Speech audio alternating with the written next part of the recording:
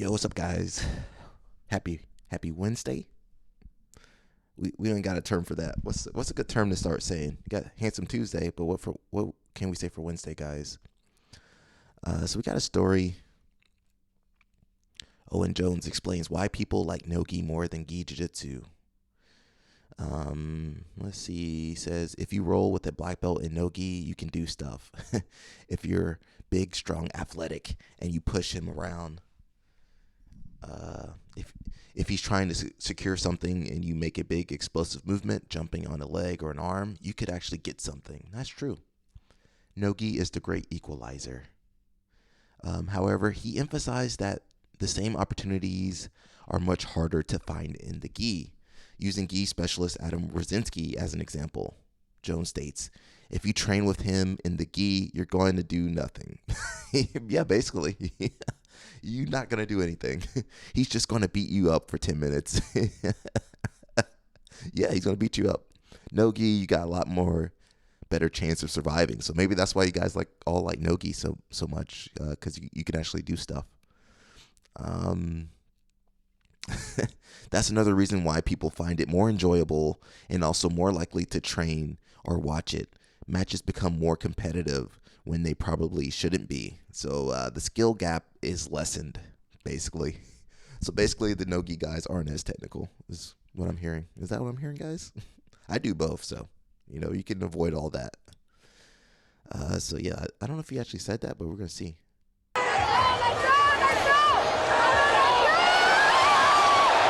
That's from ADCC.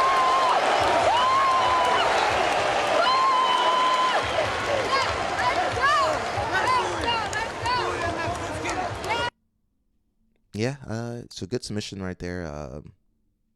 Hey, listen, everybody's got their day, man. Everybody's got their day. I don't care if you do ecological or Pahada, whatever your training methodology is. Everybody's gonna get their day, hopefully, if they keep training. So, on Reddit, I guess I would like to torture myself. So right on Reddit early this morning says Sapateiro commentary and production. So I guess some controversy there. You guys love controversy. I do all the jiu-jitsu breakdowns and all that stuff. You guys like whatever, but I want to hear the controversy, Alec. I'll start by saying, yes, I am happy there was a 100K opportunity for the athletes and they're getting paid. Well, one person got paid, right? I don't know if everybody got paid. Not ragging on Sapateiro's mission statement at all. This was a dope opportunity and great lineup of athletes. This is just some harsh but constructive criticism. What was going on with the audio of the event? Cutting in and out every 2 minutes, and the stream was extremely poor quality for $28 USD. Not sure what we're watching in 48p. 48p is like, that's like standard definition, not high definition, not 4K. That's like standard. It might be below standard.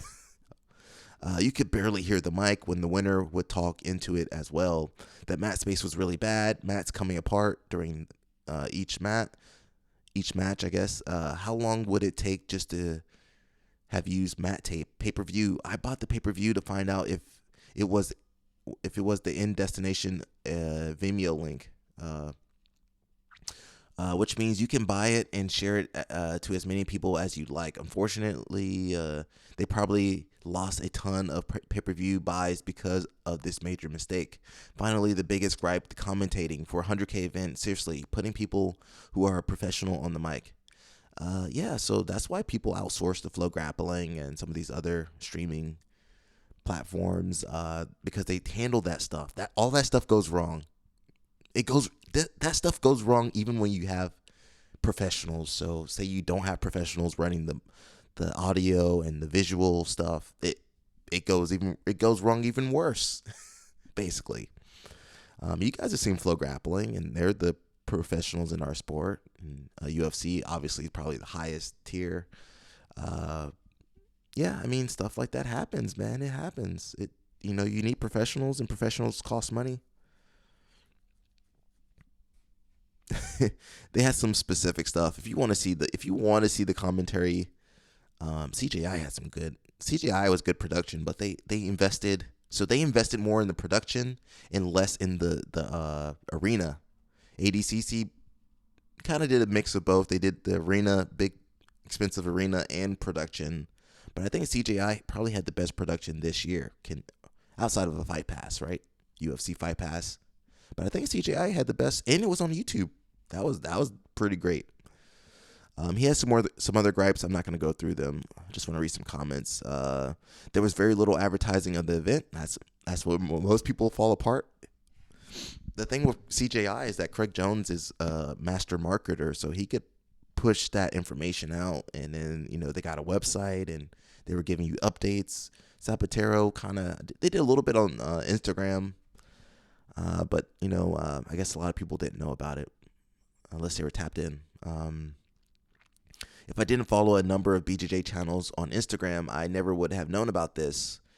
So one thing you can do if you got an event, you reach out to all those meme pages, those BJJ news pages, BJJ EE, and some of the other ones, BJJ World Tour or whatever. I can't remember the name of it, but yeah, you gotta kick down a little bit of money, and they'll share your post to all their followers.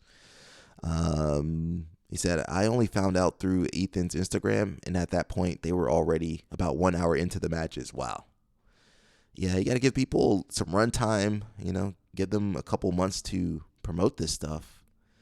The only place I heard about this was on B Team YouTube channel when Ethan mentioned it like a week out. So, you got to tell the athletes to tell people before the week, months in advance. Every week, you got to promote the event. You got to share these these assets, and you got to give the assets to the athletes. The athlete's not going to have time to figure out how to share stuff. So you make the stuff, you put their body and their picture on it with the logo for the event, and then you let them pump it out. 100% agree. The optics were bad. This was a huge opportunity for the sport. A 100K bracket is absolutely massive for the sport. I mean, it's becoming more common. I mean, you had this PFL and some other events been doing 100K. So like we said, a lot of money's coming into the sport. Now, will it disseminate to everybody else? Probably not. It's probably just going to go to a few athletes and then a few partners in the production side. Your average athlete, your average competitor, probably not going to see too much money. Maybe a few $1,000s if they're lucky. They don't even go overboard, but some Instagram ads, a reliable camera stream, and 2 commentators actually talking about what's happening would be a great start. Well, that takes money, and that takes, reliable camera and stream. That takes a lot of investment to get that stuff. You can't just fix that up real fast. Of course, a smaller event might be able to do a little bit better, stream it on YouTube. I mean, there's a workarounds, but even then you need people with know-how. So you guys can let me know what you thought about that in the comments. We're going to look at some, we got Chris Wojcik, I never say his name right, versus Josh Hinger, and I'm going to kind of zoom to the good part. So this was ADCC 2024, and it was a pretty good match from what I remember. But we're going to watch kind of the good parts. Exactly. So what they do usually is let me feel my opponent. Let me feel his hands and the amount of weight that he puts on the front leg. And then when it's like 3 minutes to go, boom, and you have the points there, you have the advantage, and then you can cruise. So Hinger's trying to pass. I don't think Hinger has the best passing, but he's tough on top. It's hard to move around, It's chess, not checkers, right? Thinking one move ahead. This is a marathon, especially for the heavier guys that are willing to fight at Was the this absolute 88? So we're talking 2 fights today and another probably 6 fights tomorrow. It's a lot. It's a marathon. Felipe Peña has a super fight absolutes in his division. There you go. He should have 10 fights then. Unreal. Being one with Gordon Ryan. Yes. Easy one. So we got a matrix set up, underhook De La A Hiva. warm up for the absolute. Wojcik now looking for that underneath footlock. Maybe the calf Now slice. attacking the knee. Ooh, that was pretty interesting. Nice So you use that, transition that to the calf leg. slicer that kind of never works except for that one time against against Joseph Chin. Attacking the knee. So he's using that to pull into an ashi. All right, so that's pretty interesting. Might have to use that. And I like how he's doubling up. So this is something Jason Rao, I think, shows where you underhook the leg and then he's holding the ankle. So really good control there. Yeah, that's pretty hard to stop. For that underneath foot lock. Maybe Hinger should have kept his Now foot attacking posted the on the knee. mat. So he's here. Yeah. Oh, now it's kind of late. Not. Now he's in the 50-50. And if you guys don't know Chris Wojcik, I think he's really good at this Transition position. to the. So he's got the ankle lock grip. And normally this isn't that dangerous, but that guy's super dangerous at this move. He's super good at this move. Big lock. So here I believe he's able Perhaps thinking to inside. kind of rotate between the legs. So maybe Hinger should have, well, if Hinger sat down, it would have been tough. So it's a kind of, if you don't know the position, I mean, obviously, even if you know the position, it can be kind of hard. So I think Wojcik's able to kind of basically invert from this position, almost like a Kiss of the Dragon from the 50-50. But Hinger's kind of stuck here. He can't really move. You know, he doesn't want to start getting attacked. Maybe he should have risked it. I can't talk early in the morning, guys. One guy in the comment was helping me say meteoric. Seconds to points. So Hinger goes down, and you know this guy's really good at this foot lock. I call it Kavaka ankle lock, but he starts putting pressure. Hinger rotates. Chia. Okay, and you know he not looking too happy. Strong punch. He's going for it. Strong It punch. is Oh. strong. It's Hinger locked in. trying to It's roll. And he gets a good angle. So, I mean, obviously, this is his move. But there's certain attributes he has that helps him get it. You know, it could be just where his muscles, you know, where they're aligned at, you know, just how they sit. He might be super strong. He's able to create a lot of leverage on that side of the ankle where most people can't get that. So, I think it would be kind of hard to copy this style. It's turning into So here, Hinger is actually doing a good job controlling the head, and then he is trying to push that foot through. turn into a stima. Yep. A stima I lock. think it's here the guy's able to rotate. Hinger's putting all the pressure he can on Chris's legs. Wojcik once again didn't have the accolades, but he is. Yeah, so he's fighting actually hard to- this is actually pretty good. Now he's trying to underhook the 50-50. But I think at the same Oh, yeah, time, for Wojcik's sure. trying to Oh, yeah. get back on the Well, ankle. You can't not. He looks strong, right? They both are and strong. be intimidated by anyone. Exactly. They're both strong, man. Hinger now planting that left leg. Especially when it's an attack you're not used to. That's what I was talking about.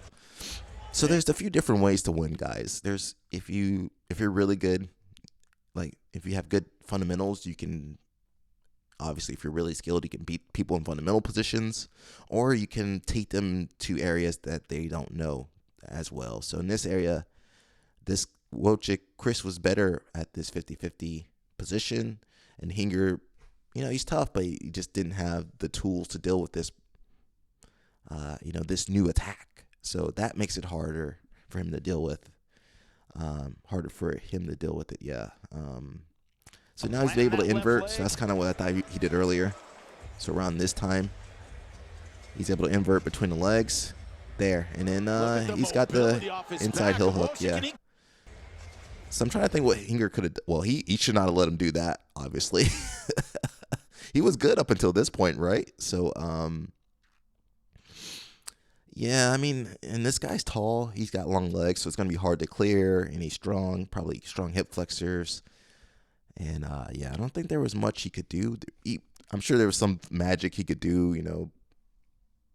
I don't know. It was a bad position. Like, I think you see how he's hooking here. Like, what could Hinger really do? I think it was kind of pretty set. And he's just too far away from his foot to defend, right? So I think it was a bad positioning there. Done deal. But pretty interesting. I would have to watch more. If you guys want to see a Chris Wojcik video, would you guys be interested? Let me know in the comments. Do a little deep dive so we can actually understand what's going on. Now we got your favorite Jiu Jitsu. He says brown belt gasses out rolling at other gyms. Sounds like brown belt doesn't have any cardio and brown belt doesn't do warm-ups and plays like that lazy Jiu Jitsu game. What do you guys think? Just gasses out like crazy anytime. gyms. So he says that he's a brown belt, been doing jiu-jitsu for about 11 years. He's good and athletic, a little on the heavier side, but it's like, he knows how to use technique and stuff like that. So it's not a problem. He says that when he's training at the gym, his cardio is insane. He's like, he never gets tired. He goes 10 rounds with the hardest guys, no problem. He's ready to go. But when he goes to another gym where there's some other heavy and strong guys, he gets extremely tired and gassed out like he does in competitions. And he's like wondering, he's like, man, what the hell is going on? And just looking for some ideas on it. So, brother, thank you for the question. I have some ideas. Now, again, I don't know because I'm not there with you, but I have some ideas as to what's going on.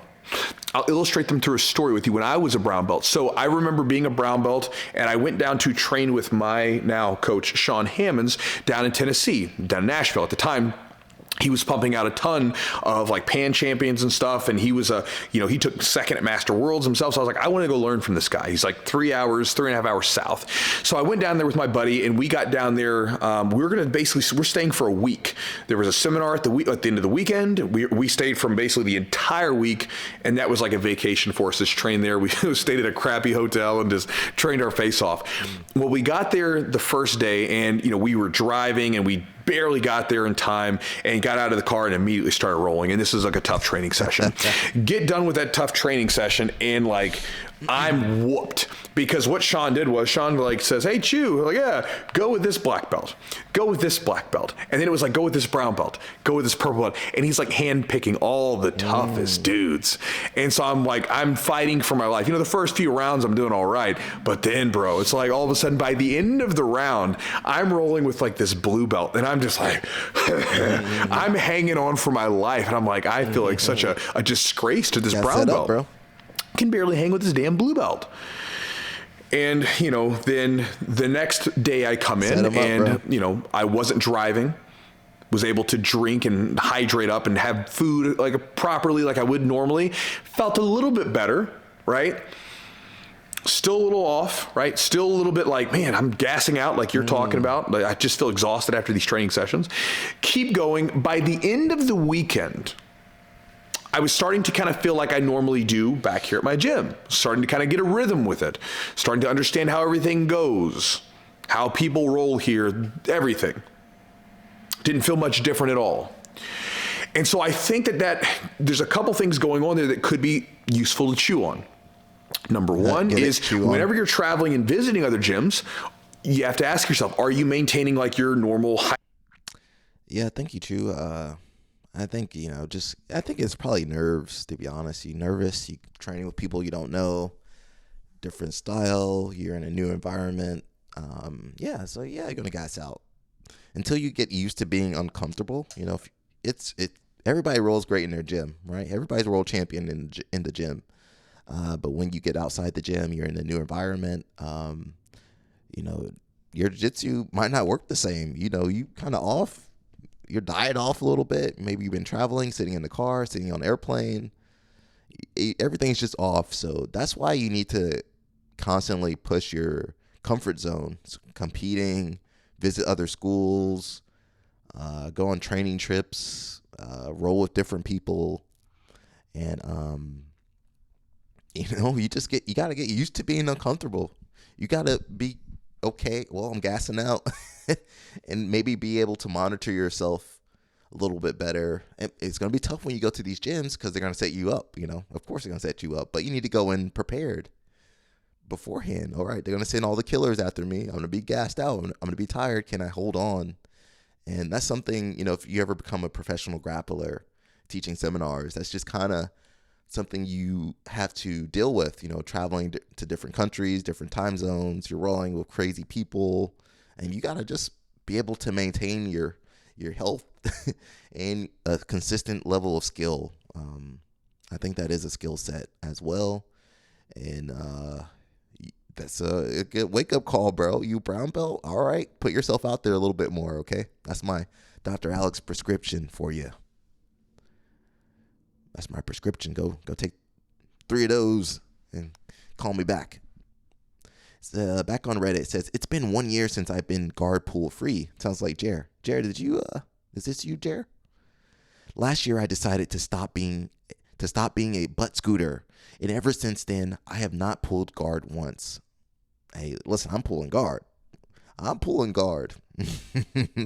I've taken a few judo classes since then and watched a ton of YouTube videos and about takedowns. It's been my latest obsession. As a result, I'm now pretty decent on my feet. I'm definitely better with the gi because it gives me more control, but I'm all right no gi as well.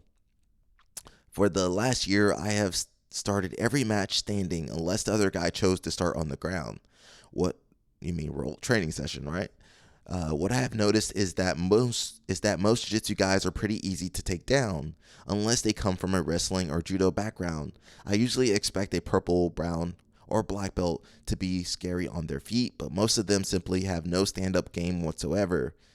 A lot of them just pull guard anyway. Yeah, I mean, what's the point? A takedown's 2 points, sweep is 2 points, guard pass is 3 points, take the back 4 points. I mean, bro, that 2 points, you know how much energy you wasted going for a takedown? So basically, I won't feel like a complete phony if my teacher ever decides to give me a black belt. I can take down the average Joe pretty easily, but I still struggle with experienced grapplers. Well, everybody struggles with experienced grapplers. If you haven't made the decision to end your butt scooting ways, I highly recommend it. Listen, eventually you just can't take people down. What do you do if you can't take someone down? In training, he just stands up the whole time. Judo black belt here. To be fair, guard pulling works. The problem isn't the techniques though. It's the everything else. Judo techniques are something you use to learn judo. Judo is not the techniques themselves. As soon as you involve the cloth, that means people have grips. Grips mean you can decelerate the game. If you can decelerate, some things become more important than if you're in a slick rash guard and can create situations with athleticism. The issue with BJJ guys is just that BJJ guys train basically none of that. The living, breathing heart of judo are the principles of kazushi, continuous attack and shaping. Well, listen, that takes a lot of time. And what happens with the judo guys? They don't do nawaza half the time. Nawaza suffers because they learn kazushi on the feet. Something's going to suffer, man. You can either spend all your time, you can spend 80% on your feet, 20% on the ground, or you spend 20% or less on the feet and 80% on the ground. I think modern jiu-jitsu people are just swamped. We have to know gi, no gi, leg locks, guard passing, submissions, a little bit of takedowns, and it's just so much to learn. And then, of course, something's going to suffer, and it just happens to be takedowns, really. I mean, where do people get injured? Trying to do takedowns, getting slammed into the mat. It's just, where do you want to put your time? He said, I'm pretty sure 50% of the reason is just that it's really hard. Yeah, stand-up is hard. And 40% is that, a lot of people are terrified. Some people are terrified of takedowns. Takedowns also require much more space and have a higher risk of injury. Yeah, so a lot of schools don't have the space. I don't know if you guys ever been training. You're trying to pass the guard or something, and you got 2 white belts over here doing takedowns and about to fall onto you and crush your body, and you're like, man, move out the way. So usually, we don't have a lot of space for takedowns. It's just, I don't know, the economy of scale is that you can fit more people rolling on the ground than people doing takedowns in a given area.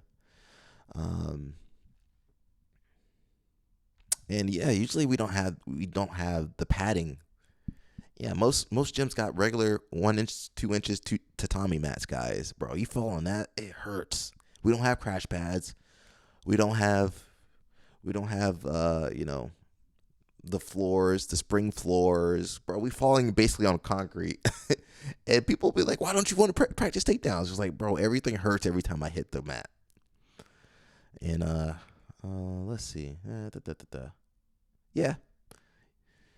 Yeah, I don't know, man. You should learn some takedowns, but I don't think you need to be a slave to the takedown. I must take my opponent down. So now we got Helena. She's going to show us how to do kipping from mount to Irimi Ashi. So apparently there's more than one Ashi. But let's see what she's got to say. And then getting into Irimi Ashi.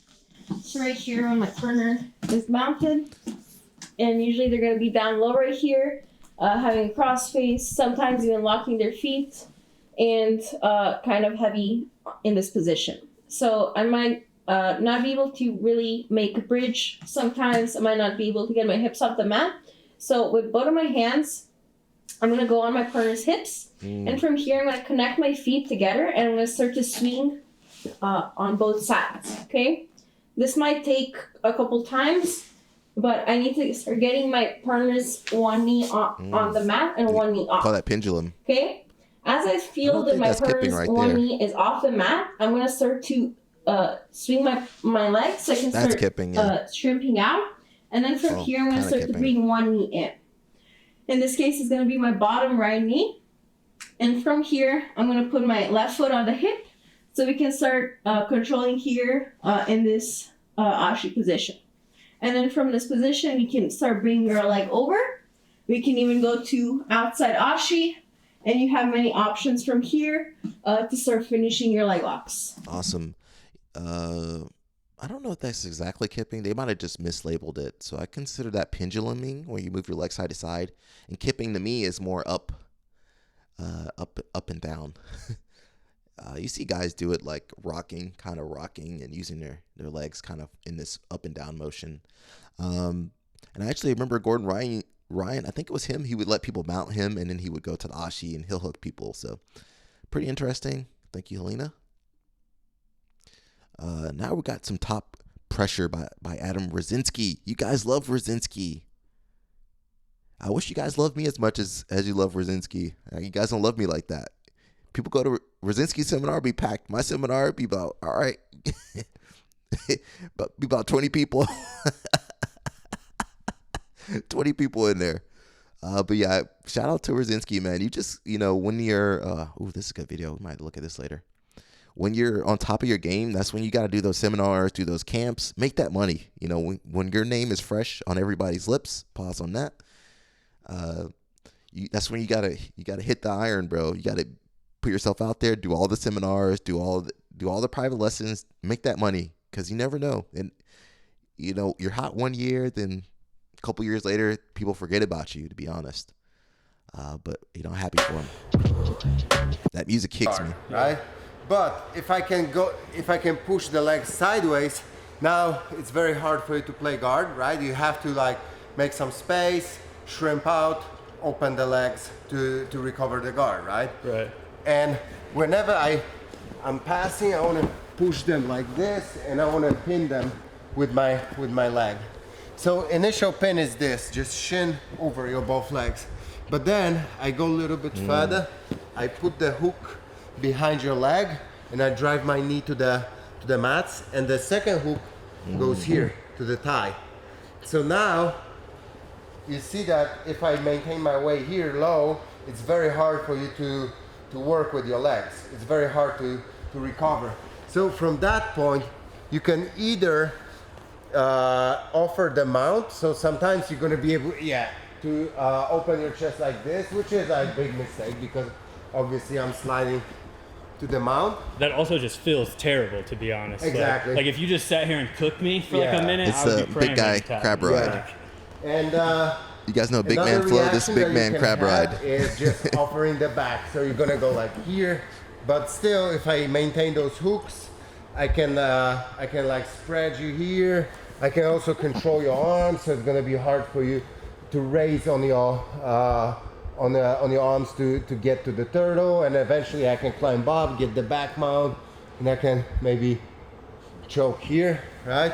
So it's a very nasty type of pin because stops you from moving, but also gives you only few options to really do something, and usually these options are putting you in a very bad spot.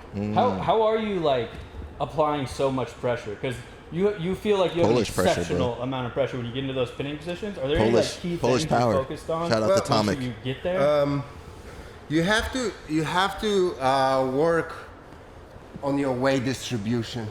So you have to like feel the center of your gravity, and you have to know where to put that pressure. So here I want to be on your hips, so you're not able to really rotate yours, right? But if I'm gonna be here, like up, yeah.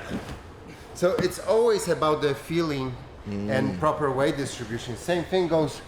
You were asking about the mount. Yeah. So in the Yeah, I feel like that's an issue a lot of you guys have. I don't know if it's just intuitive. Anything intuitive is hard to teach, but just how to adjust your weight. I think that's an issue a lot of students, even when we're teaching in person, a lot of students have issues with adjusting their weight. Their balance is off. They're flipping and flopping. You're like, bro, keep your balance. So I'm not sure exactly how to explain it. I mean, he's trying to explain it, and I've tried to explain it. But even, Trey's like a purple belt, and even for him, he's like asking questions about the distribution of the weight and how to get that good pressure. I think it's just you're constantly adjusting. You're adjusting to your opponent's body, and there's no easy way to describe that. It's just you gotta go to the gym and kind of figure out how to put your body weight and adjust. And that's something instructionals can't teach you. That's something you can't get from online. You gotta go to the gym. You gotta train. So back on Reddit, it says stretching in your 30s. Asking for those that are in their 30s now. I am 20 years old, and for the longest time, I have lightly stretched and gotten away with it. I have been doing BJJ for the past year and a half, and now my body is starting to feel my lack of deep stretch. Pause on that. I was wondering how 30-plus-year-old people feel after leaving their 20s. We feel terrible. Everything hurts. Nothing heals. Anything helps. Any secret stretches are appreciated. One guy says, the best thing I did was subscribe to ATG, Knees Over Toes guy, his program. You can honestly just do 1 month and then save all the information, and I'm sure they don't have a monopoly on their methods, but just the idea of stretching with weights did a lot for my mobility. So everybody on Reddit, they whatever the trend is, they're gonna follow that. Then a year later, they follow the next trend. So that's kind of the issue when I've been around just for so long. I see them following the trend, and then next year, they're doing whatever else is new. One guy says stretch multiple times a day. If I don't, I get stiff, which worsens over time. 44-year-old says foam roller. Yep, I got one of those. Is the best thing I bought for a knee injury. Rolling the top of my back and shoulders up and getting my back to click is amazing. Also good for rolling legs on when they are tight and sore. My coach said yoga every day basically, and just do it. It's about the long game. Flexibility goes quick and even quicker as you get older. Yeah, you got to just stay limber, guys. Stay limber, keep moving, keep walking, keep training. We got an old guy, 59 years old, says, I have been training combat sports for nearly 2 decades. The loss of flexibility with age comes from loss of muscle mass that happens. The best way to mitigate this is strength training, especially weightlifting. 6 months of deadlifts and reverse RDLs did more for my flexibility than 2 years of weekly dedicated stretching classes. So that's the difference between stretching and mobility. So stretching is just kind of relaxed. Mobility is having strength in those stretch positions. Your legs are going out, but being able to hold your legs out, if that makes any sense, probably not. But it's mobility means strength, having strength in that flexibility. Yoga for BJJ. You guys can check out Yoga for BJJ. You guys know that our sponsor, BJJ Mental Models, with their program. Where is the thing at? I don't see it. Where are you? With their program, you guys can sign up and you get a free membership to Yoga for BJJ included. Did you guys know that? You get the free Yoga for BJJ. And you get the BJJ mental model. So look into that, okay? Offer code ALEC. You guys know. I think I talk about this every day. Offer code ALEC. Alrighty. But yeah, check out BJJ mental models. And then when you sign up, I believe, I'm not sure for every tier, but I think the first tier of BJJ mental models, you can get yoga for BJJ as well. So great value, especially during this time.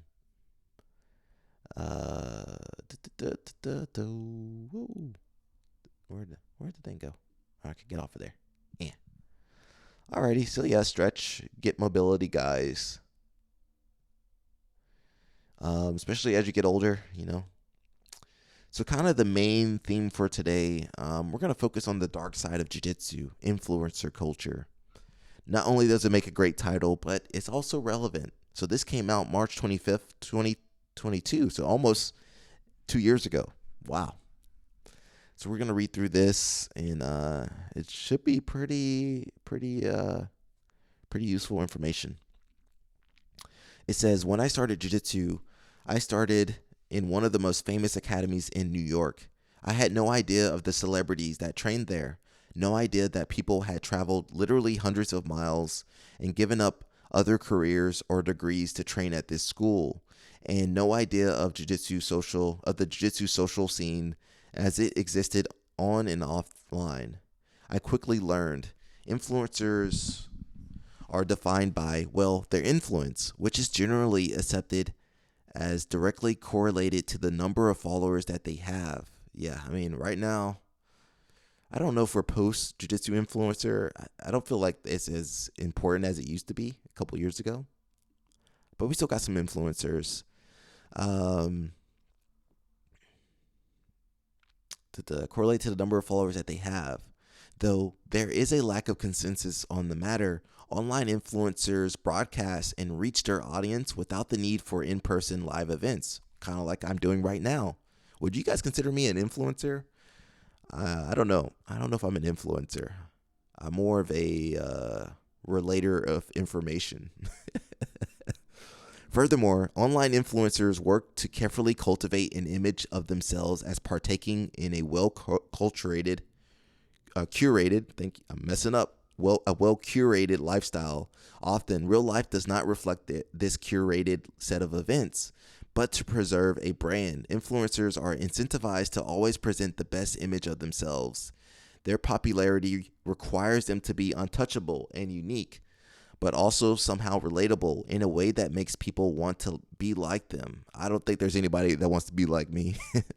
Most often, the influencers are black belts. It could be white belts, Could be blue belts, too. Although a growing number of influencers are anywhere from blue to brown, purple belts seem to be the turning point in the development of many people's influencer choices as they find more opportunities to broadcast their image through sponsors, super fights, and seminars. This makes sense as a modest amount of money and reputation points can go to those who go to those with a good following and respectable competition wins. Jiu-jitsu influencers are proud to advertise their age, especially if under 25, and their most prestigious wins, particularly if they are from Euros, Pans, or Worlds. If they go to a celebrity school or even not, you best believe that their school's bio is tagged on there too. If they take a hard-earned recovery day, chances are you'll definitely learn about it, especially if the picture is paired with an inspirational quote about never giving up hope, about attaining the next jiu-jitsu goal. And they got a little picture that says, sometimes I think about BJJ influencers and I'm like, you'd probably skip a friend's wedding to go to Grappling Industries. No. Nah.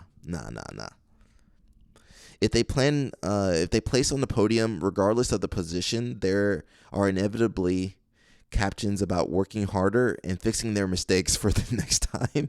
I hate that after tournaments. They like, well, I lost. When people lose and they try to explain the loss, like, well, my opponents were really good and I lost to the guy that won the whole thing. I'm like, bro, just keep it moving, bro. We don't need to see all that. You lose, that's fine. Don't post. or just post you eating some acai. Like, I'll understand.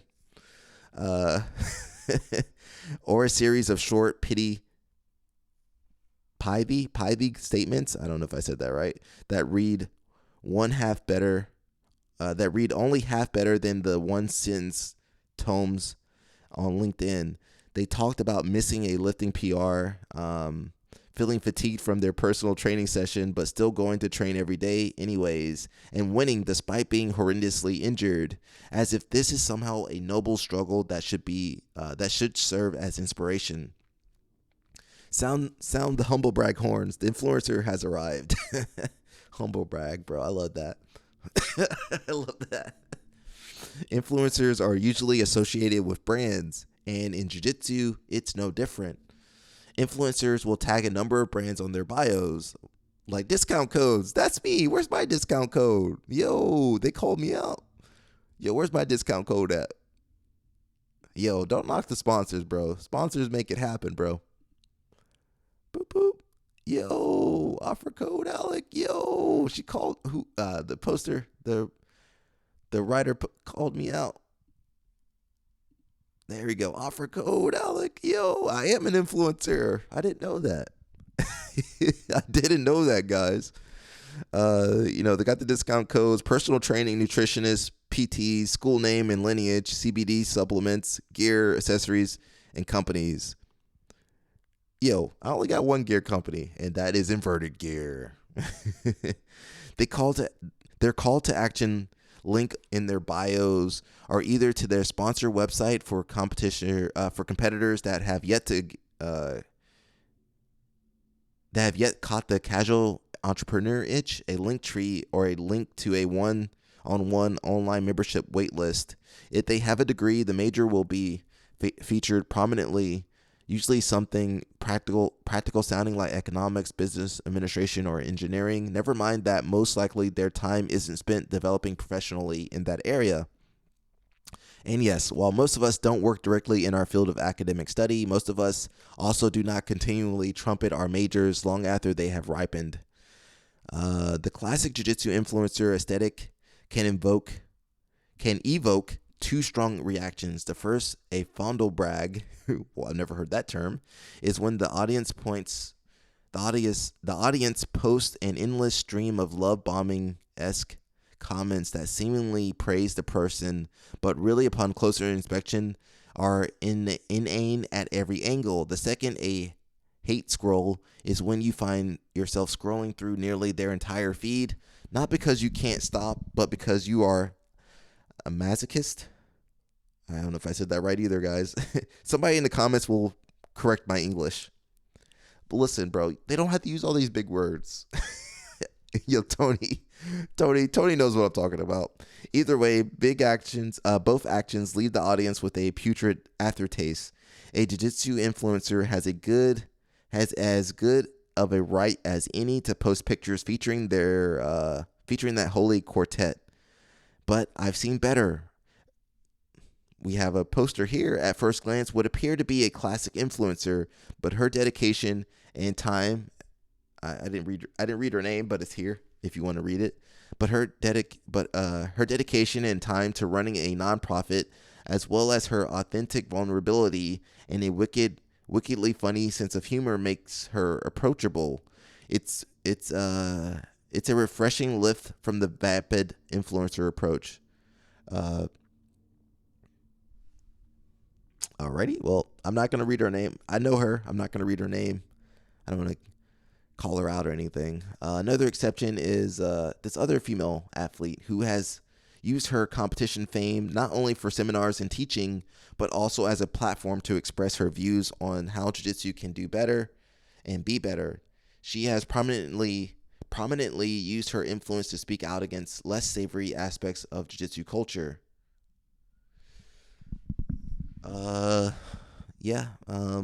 Another influencer has used her jiu-jitsu reputation to promote a number of creative projects and ideas.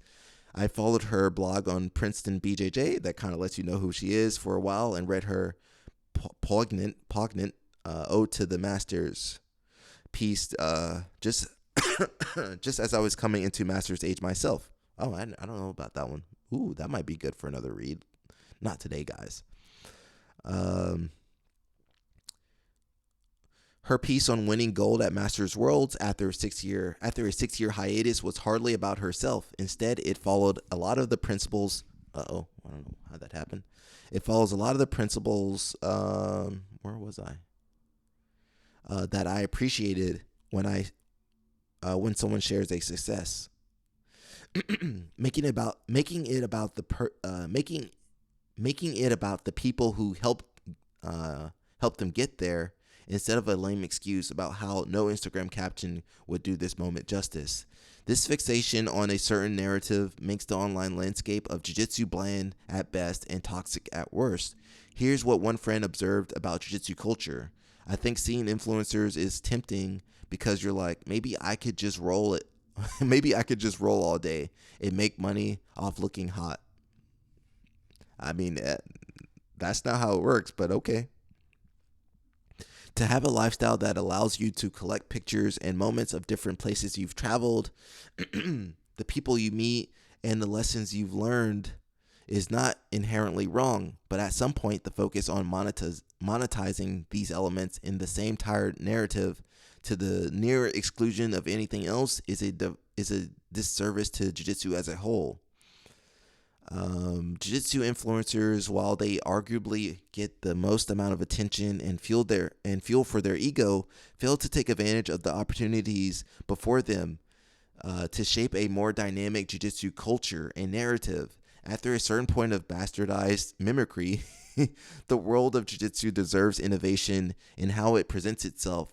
Such innovation is crucial to marketing jiu-jitsu to more people that may not consider jiu-jitsu to be fitting for them at an initial glance, or simply being more accessible and less tone-deaf with regards to the hobbyists who are the predominant crowd. Or perhaps this is too much to ask for in a platform that rewards self-promotion. I once had a friend who doubted if she could consider herself a martial artist because she didn't look like the influencers she saw on social media. I too doubted if I could call myself an athlete if I wasn't working with a personal trainer, cutting weight, meeting personal records in the weight room, collaborating with brands, all while juggling a travel-heavy competition schedule and blasting highlight reels. After a while, I realized there was no true definition of an athlete. That's true. Well, you should have a base level of strength and condition. Maybe, just maybe, it would have been a more painless path had I had some better models. Role models, I'm assuming. More than anything, I hope that those who act like influencers are not actually extremely shallow. I can't agree. I don't know, maybe. Though I'm afraid I won't be proven wrong. On a daily basis, they force feed the scarcity mindset while somehow advertising abundance in their own lives. The predominant message is, look at me, I've got something you don't have, and that makes me better. Influencers are not born. Jiu-jitsu influencers are made through a parthenogenetic.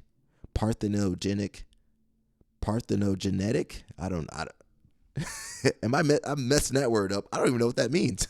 Somebody get the dictionary. Let me know what that means. Process in the sterile, well-preened bubble of social media. Most people who start jiu-jitsu don't do it to become famous or make money. Well, when I started, there was no fame or money. Still a little bit. Now it's a little bit, but before it was kind of not that much at all. Somehow along the way, though, they get hooked on being pro, which is not terrible if done carefully. I believe that the transition should be intentional, not automatic, and certainly not a permanent path. One might point out that with a little bit of emotional intelligence, us normies can recognize that influencers don't actually influence the way that I or anyone else should see themselves. The same argument, though, can be made about influencers. What is their motivation to broadcast and perform every great moment to strangers? Is it because they might lack the emotional maturity themselves? As I write in my essay, A Better Way to Get Better, I believe that the optimal experience in jiu-jitsu is one that lives entirely outside of the sphere of getting of the sphere. Let me read that one more time. I believe that the optimal experience in jiu-jitsu is one that lives entirely outside of the sphere of being attached to external validation in your training. Well, this is all kind of new, to be honest. All the social media stuff is kind of newer, last decade or so. I'm old. Hard to say if it's possible when you broadcast the best moments of your life and wait for the likes to pour in. Despite what influencers may argue, social media cannot be simply seen as just a tool. A tool has practical realities to it and hardly affects the nature of the person who uses it. Jiu-Jitsu and social media is instead what it has always been, a game that may irrevocably harm both spectators and participants. Inevitably, the influencer culture sends the message to both practitioners and the outside world that this is what matters to us. This is what only matters to us. I don't know about you, but maybe I should compete on my birthday next time. Maybe then I'll finally get this jiu-jitsu thing. This is all kind of newer. Before we didn't have social media. So we literally just competed because of love of the sport and love for pushing ourselves and competing and doing our best. And it wasn't until social media kind of popped off that we got the influencers, and I called them the ego grapplers. not the eco grapplers, the ego grapplers. So it's almost like jiu-jitsu just validates them. But I don't know, man. I just do jiu-jitsu because I love it and I like sharing the information. I like studying, and this is the dark side. People are getting into it for the wrong reasons, and they want to be successful for the wrong reasons. So that is pretty bad. I do want to read this ode to masters, so maybe I will find that later. Maybe next time. We got pans this weekend, so I'm probably gonna chill, guys. You're probably not gonna see me posting as much. I gotta take a little break, and just focus, get that last little bit of weight. And that's basically it, man.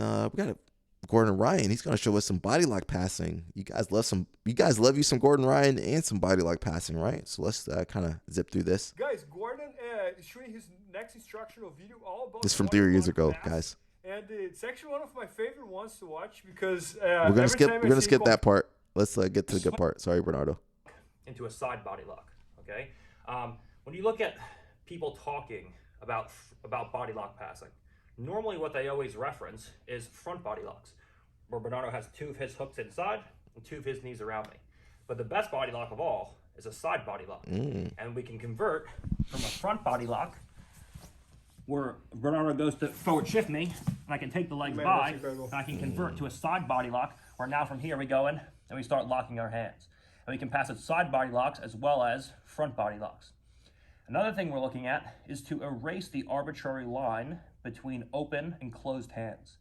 Normally, when people teach body locks, it's either you're a body lock passer or you're a tight waist passer. And if you lock your hands, you're taught to lock your hands and never let go until you pass. So this is the wrong idea. Right here, if Bernardo tries hard to stay up on his right hand, it's hard for me to actually pass his guard from here. I can't put his back on the floor. So I play a game where I switch between, and this is from front body locks and side body locks all together. I switch between locked hands and unlocked hands to start going in and flattening Bernardo out. Yep. Or switching if I can't step over Bernardo's knee, for example, from a front body lock, I can use a tight waist, I can unlock my hands, I can go in, I can step over the legs, or I can relock the hands with an inside elbow. There's a ton of different things I can do where I can start with locked hands, then unlock them, or start with unlocked hands, and then go in and lock them. And there's no reason why you can't flow between locked and unlocked as you go through these passes. Yeah, I mean, you guys like to make several distinctions, but I mean, I feel like a lot of this stuff is fluid. Like your gripping should be fluid, your positioning should be fluid, and that kind of goes back to the intuition. Obviously, there's some things we have to study, but I don't know. It's like you can feel when you need to switch. Bernardo goes up to his elbow, so okay, I'm gonna pull him down, and then Dagestani handcuff, etc., etc.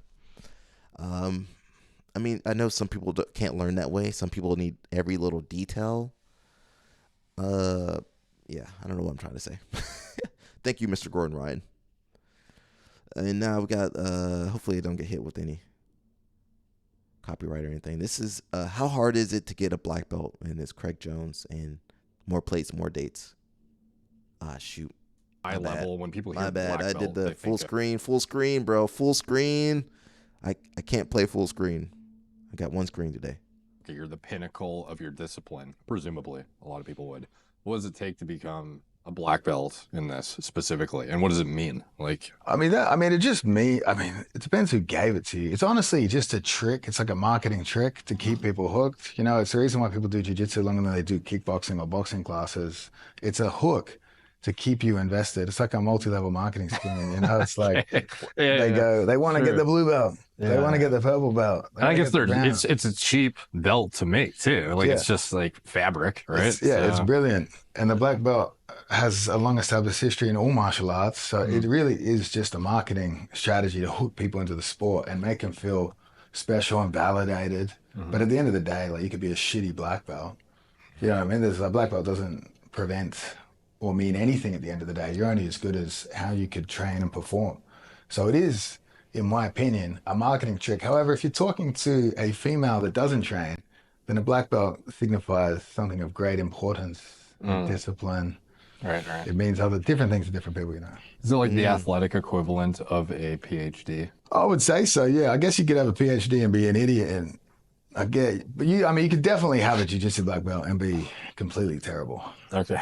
So, like, in general, start to finish, how long does it take to get one? You could, if you dedicate yourself every day, train really hard, you could really get it in 4 to 5 years. Be difficult, but you could. Is there any corrupt people who just like I'll sell it for whatever, you know, like you give them enough money. Is there some sort of like certification process whereby it's like you cross-reference if it's a legit black belt or? Not really. There's a tournament, the IBJJF, which is the longest running gi world championships in the world, and they have a bunch of criteria for what you need to be accredited with them, and so that you can compete with them, or you could have a team where your students compete. But it's a whole lot of confusing stuff. And they have rules where it's like, I believe you have to have 3 straps on your black belt to give a black belt. Like, they have all these rules. So they try to control. Oh, so there's levels above it too. Yeah, so there's straps on the black belt. What's like the pinnacle? The red belt. But I believe that's only for if you've been a black belt for 30 years. Holy shit. Yeah, but that's like the highest level of Scientology, you know? So that's Craig Jones. He's saying it's a marketing tool. Honestly, it's an American. Obviously, they have belts in, jiu-jitsu, but it's kind of like, I feel like America took it to the highest level of like the belts and being hungry for belts and paying for belts and belt test. Everything's monetized in America. So, what started off as a way to show students and instructors, white and black belt essentially. And then you added more belts. The belt, we always say the belt covers 2 inches of your butt, man. 2 inches, bro. And it's only in America where people care. Like, I'm a blue belt. That happened to me recently. I don't know if I talked about this on the stream, but I was at Whole Foods, came out. I was wearing some jiu-jitsu shirt. I don't think it was Iron Horse or something else maybe. I don't know what it was. Maybe it was soft serve. It could have been anything. I think it said jiu-jitsu on it. I'm walking out of Whole Foods. That's how you guys know I'm healthy. I was at Whole Foods. So I'm walking out, and guy's like, oh, this guy saw me in the parking lot. Like, oh, you train? I was like, yeah, I train. He's like, what belt are you? I was like, I think I talked about this, but I was like, oh, I'm a black belt. I was like, oh, am I a black belt? I was like caught off guard. I wasn't really sure what to say, but I was like, I'm a black belt. And that's usually what people say. I'm a black belt. And then the guy started talking to me, and he's like, oh, I'm a brown belt. I was like, all right, man, keep training. I'm like, keep training, keep it in there. And he tried to put that back on me, like, yeah, you keep training too. I was like, okay. But just funny, the belts, and the belts, they mean a little bit, it can be, represent time in, time in training could represent your focus in training. but then it's subjective everywhere. So a Gracie University black belt might not be a Gracie Baja black belt. That might not be a B team black belt. It's all different levels. Ideally, I always came up where they comparing you with, in competition. So you're seeing, okay, well, you're winning the brown belt tournaments, you're placing, okay, you're ready for black belt. And so that's kind of a good gauge on the national level. Actually, I think that is a great gauge. If you're competing nationally, Pans, Worlds, Euros, if you're in Europe, Brasileiro if you're in South America, or Asian Championship if you're in Asia. If you're able to compete with your peers in that region, I think you're that belt level for the most part. But if you're like, you can't hang. Also skill level kind of decreases as you get older, right? So eventually I might be this level over here, and then eventually 40-year-old Alex down here, 50-year-old Alex down there. I don't know what to say. I think the belts, I feel like people put too much into the belts. It's important to have the belts. It's a motivator. But you guys really care about these belts. Sorry guys, Papa June's asking me some questions. So we're gonna look at some gym tours. We've been doing a few. I think we're just gonna do 2 today. Let's look at Atos. You guys know Atos? Of course you guys know Atos. Somebody didn't know that AOJ used to be a part of Atos, so I had to school them on that. Oh, that music's gonna get me. Little things here. How we Dang it. train from 4 to 5. So we got Andre Galva. Kids competition team class. And again, kids classes. They train from 4 to 5, and then most of them stay like for the 5 to 6 as well. So they end up training like 2 hours back to back. And the way we allow them to train this class is by invitation only. When they start doing really well in the regular classes, such as like the kids class, all programs, right? We allow them to be part of this. We invite them to be part of this. And right now, like, we have high-level kids right now training, sparring. How many times do kids bench him? 4 times. 4 times kids bench him.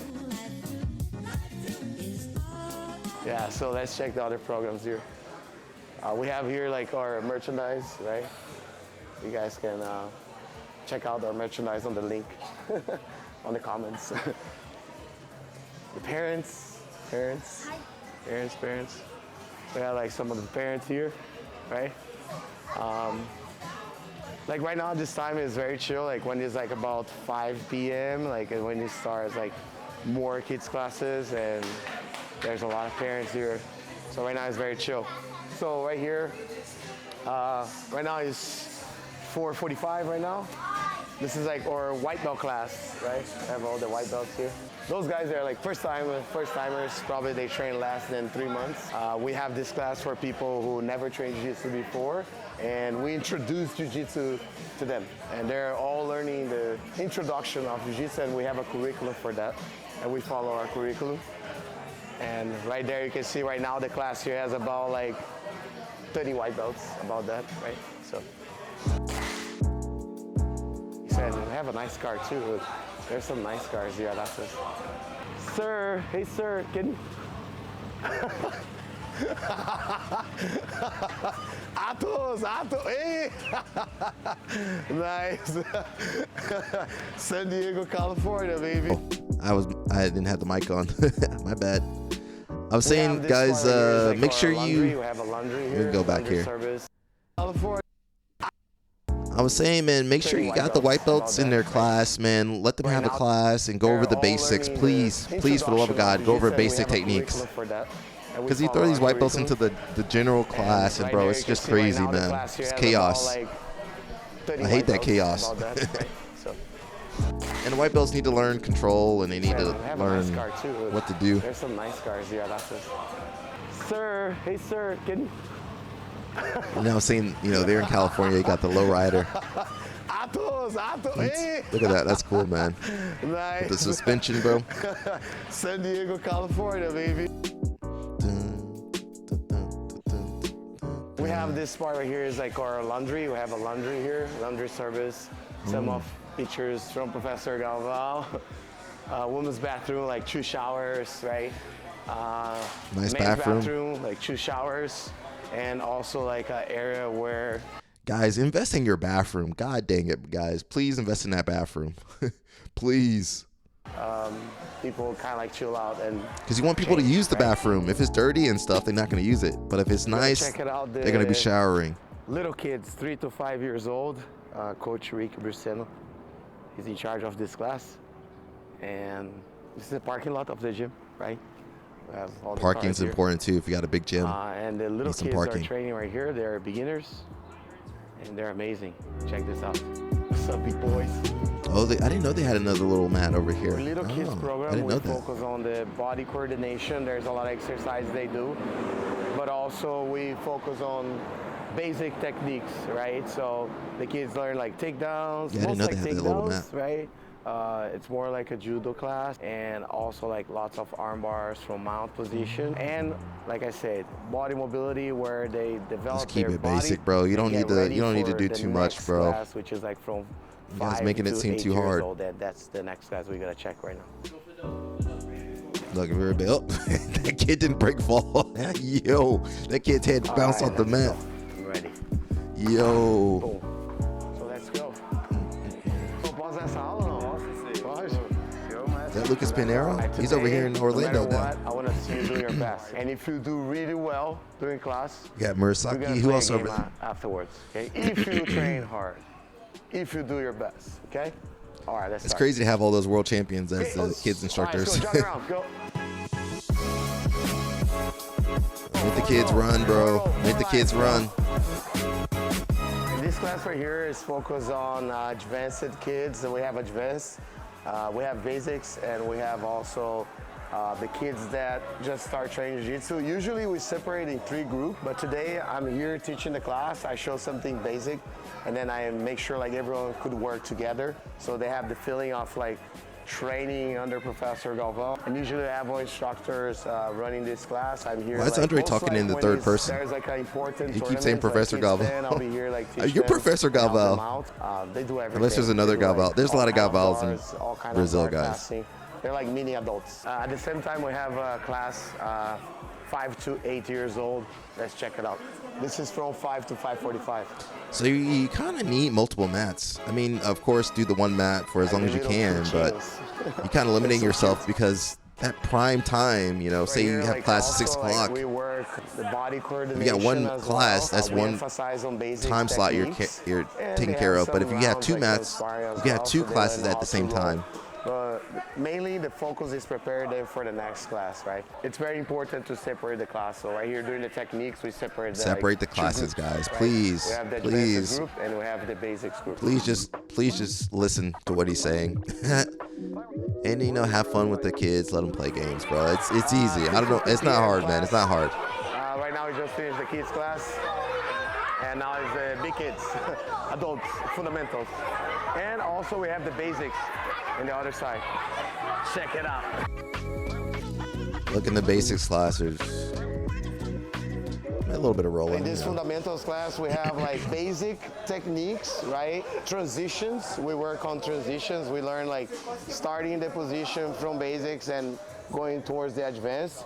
And sometimes, once in a while, we teach also advanced stuff, advanced techniques here as well in this class, right? Because we have a lot of high-level guys here, like black belts, brown belts, right? I would say like Dominic the other Bell. side there is the river, and right here is the side where you swim with the sharks, right? But everybody learns, you know, like right now we're doing specific sparring, so that's like the way we teach here at Atos Gym Tour. He said they're having This is the fun. fundamentals class. As you guys can That's, see, his we daughter, record the classes Sarah. and then we post right away on our platform, Atos Video On Demand. You can get the app for free. So if you're far from And they got an San Diego, app, guys. California, Look you into can't getting be here, an app you or can something start to being differentiate part your of Atos Video On program. Demand, the best jiu-jitsu platform where you can follow our curriculum and level And up look, your it's just a jiu-jitsu. camera. They film the technique in the class and they post it online, bro. I don't know what else to say. Anybody can This do is like that. our last white belt class. This is the basics class. It's actually from white to purple belt. This is when they start learning transitions of technique. 3 black belts teach you the white belts. Jonatas, he just moved over to AOJ. All right, guys, this is Atos headquarters. This is the like best a year place in ago. the world. Dang. So- Anyone is more than welcome to train. Thank you, Professor Gabal. I mean, guys, this is the same old stuff. Separate the classes. Have a beginner's class. Have a kid's class. Teach people what they need to know. Have more than one mat. Have a good bathroom. Have some parking. I don't know what else to say, guys. Have some laundry. I don't know what else to say. I think I've said everything. We got Soul Fighters HQ in Arizona with Taquinho. New Soul Fighters headquarters location. I'm Augusto Taquinho. I'm here to show you guys around. Come in. Ooh, this is nice. A little different. Mat space. We have a huge mat space. That is a big mat space. 12,000 square feet. Most of our class, we have kids, adults, gi, no gi, and MMA class going on right now. We have a really big space, and you're making the magic happen, you know. I just put up some of my medals to my career. That's some of my Different color scheme, but I kind of like it. It's looks different when you walk in. You're like, wow. For all belts. What impression does your school give when people walk in? You're gonna have a cage in the door. coming soon. You're gonna have a cage on that spot, full cage, full size for all the MMAs. On my frames there, I have some of my oldest championships. I have some World's No Gi right there. My first World No Gi is right there framing my medal in my uniform, and he's my favorite one. That's my gi uniform and my world title medal as a featherweight by IBJJF in 2013. Oh, he did win Worlds. I forgot about that. So that's my favorite one. Come here, guys. That's our main mat, where we have most of the class. Got the scale there. We need that scale. Second mat on the other side, Man, it's a huge facility. which you hold some of the Muay Thai class, some of the fundamentals class. You have the rack with the bags for the Muay Thai and MMA class as well. And sometimes we're hosting two classes at the same time, fundamentals and advanced. And that's a good space too. And Yeah, you that's kind of the need more than one men's mat, locker man. room. Just because that Full time locker slot, room. you're 5, 6, 7, 8. Man, you just gotta pack those mats, guys. You gotta pack those mats. Members can use it. You only got one class, one mat, man. That's not much you can do. You kind of limit it. To shower after class.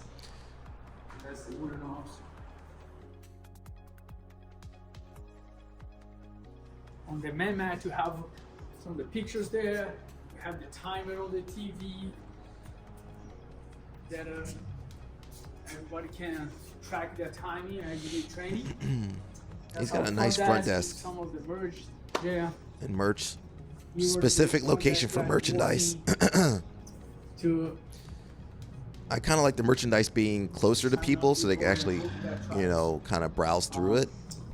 we have that space here, the kids club, where the parents can bring in that's their awesome. kids to stay there while they're training, and they have a peace of mind so they can do their training. Or if the kids that are training, they have like sibling training. So they just come Yeah, in, get them little kids out the way, bro. They be in the way. They're gonna be safe as they train. You know, here's a little bit about that space. You guys can come in, see inside. I like that. That's some Really good nice space little for the design kids. there.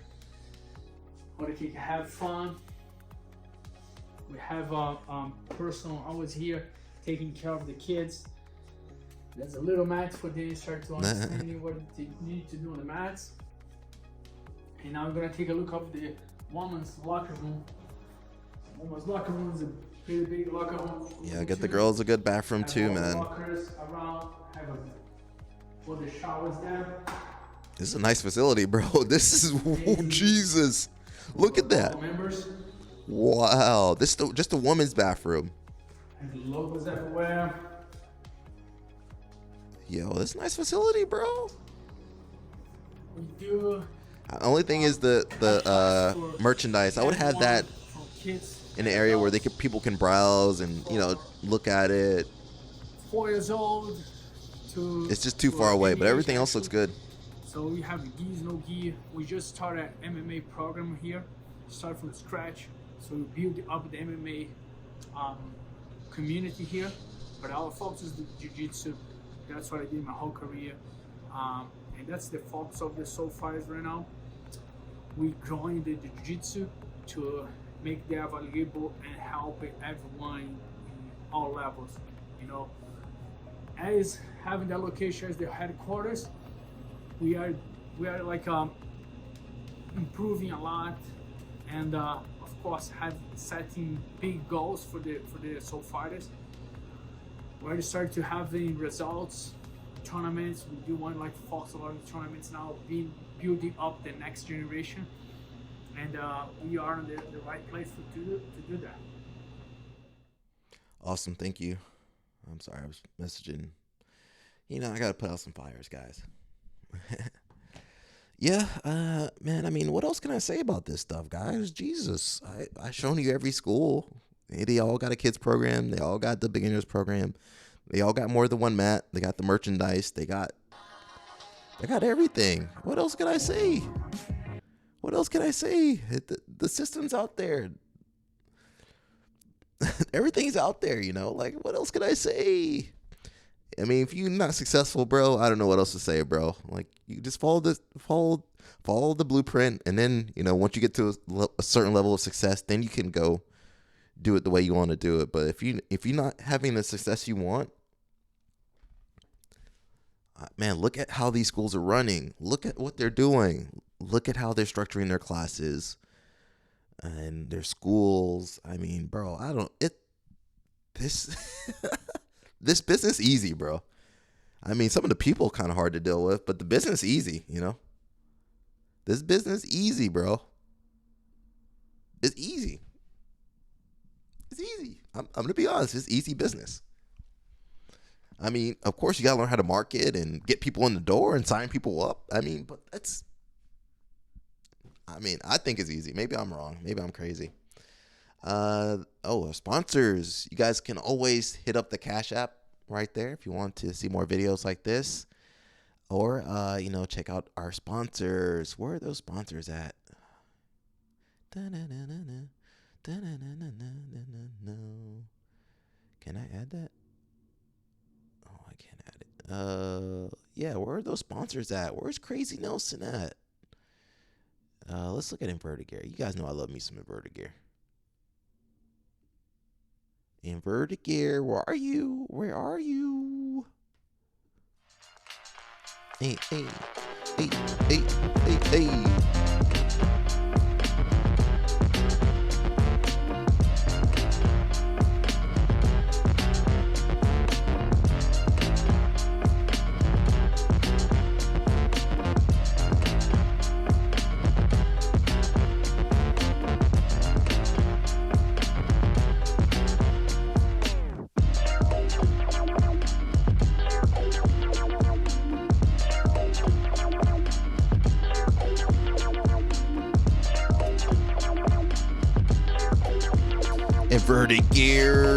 Inverted Gear.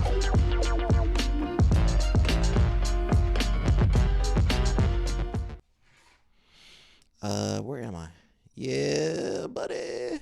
Inverted Gear.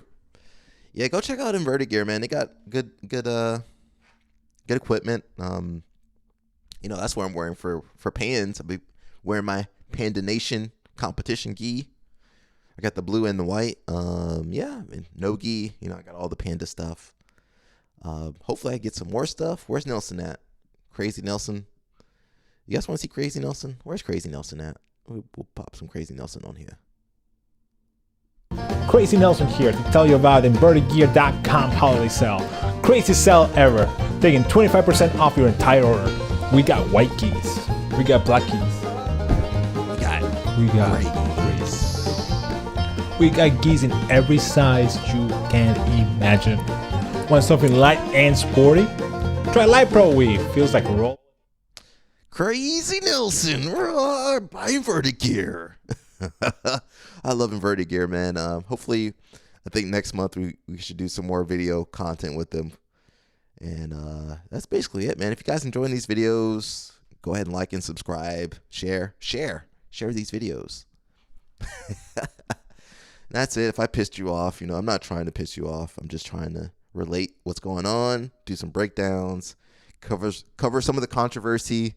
And listen, there ain't no shortage of controversy in this sport. So I'm going to stay in business for a good long time. So that's it, guys. I probably won't record until next week. So enjoy this clip and see you guys next time. All right, guys. Stay out of trouble. Handsome Wednesday.